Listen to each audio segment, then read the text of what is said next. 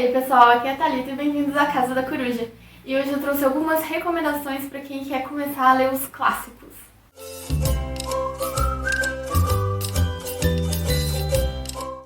A minha primeira dica é uma dica mais geral. Muitos clássicos já foram adaptados para o cinema e com certeza você já viu muitos desses filmes. Então a minha dica é você escolher o livro daquele filme que você ama, que você já conhece bem a história e começar por ele. Mesmo que a linguagem, a escrita dele seja um pouco diferente, uma linguagem mais antiga que você não esteja tão acostumado a ler, você já conhece a história, você já é familiarizado com os personagens, você já ama aquele mundo. Então não vai ter nenhum estranhamento para você.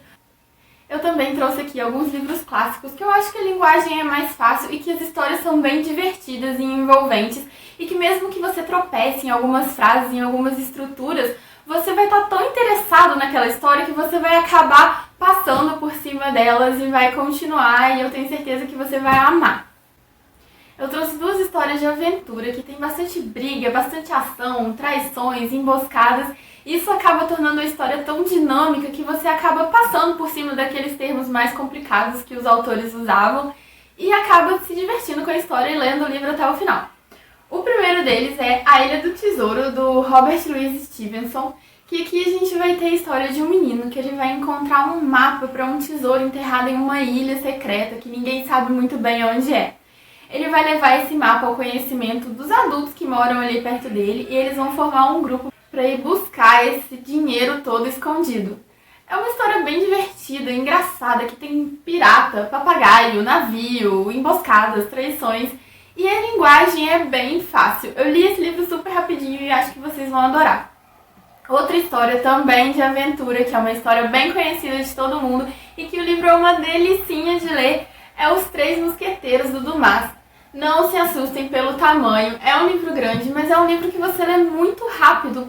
É uma linguagem bem simples e uma história bem cativante. Você acompanhar as trapalhadas desses três mosqueteiros e o D'Artagnan, que vão se meter nas confusões mais mirabolantes com o rei da França, confusões amorosas. É muita história para você se divertir aqui dentro. Outro livro que eu acho que vai captar muitos corações por aí é Orgulho e Preconceito, da Jane Austen.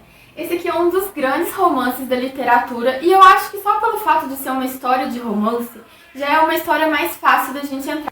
Apesar da linguagem da Jane Austen ser um pouco mais complicada do que os outros dois livros que eu mostrei pra vocês, ainda assim é uma linguagem bem fácil que eu acho que vocês não vão ter grandes problemas. E como eu disse, por ser uma história de amor, a gente acaba se envolvendo muito com os personagens, torcendo por eles, querendo ver esse relacionamento se desenvolver. O Mr. Darcy, que é o protagonista da história, ele é um personagem meio ambíguo, algumas pessoas amam, algumas pessoas odeiam, mas mesmo quem odeia, eu acredito que vai se apaixonar por esse romance. E nesse livro aqui a gente já tem uma pitadinha de por que os clássicos são tão interessantes. Além dessa história principal, que já é envolvente por si mesmo, você tem um retrato da sociedade da época muito interessante. A Jane Austen faz muitas críticas à posição da mulher e ao papel social que era dado a ela na época. E claro, não podia faltar a indicação de um clássico brasileiro nessa lista, e eu trouxe Helena, do Machado de Assis. O Machado é um escritor mais no movimento do realismo na literatura, mas esse aqui é considerado um livro romântico dele.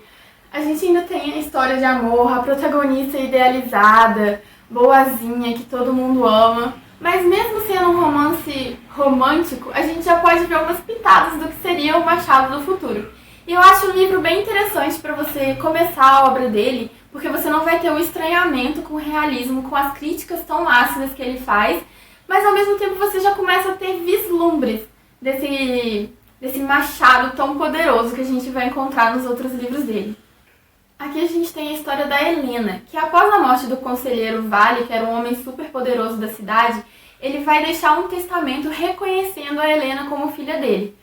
Então ela vai ser acolhida pela sua família, mas ela vai acabar desenvolvendo um sentimento muito forte pelo seu irmão, que talvez seja um sentimento mais do que fraterno, e a gente vai acompanhar o desenvolvimento do relacionamento entre os dois.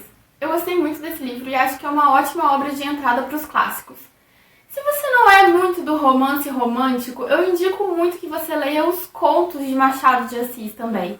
Como eu disse, nos contos ele mostra sua vertente mais realista, Mas por serem histórias curtas, eu acho que são histórias mais fáceis de ser compreendida, você não vai se perder na história, na linguagem, e você vai sentir toda a força que o Machado tem. Eu sou completamente apaixonada pelos contos de Machado, eu acho que é onde ele mostra mais a sua força como escritor.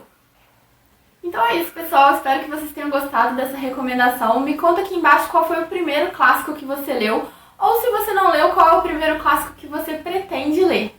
E eu vejo vocês no próximo vídeo. Tchau!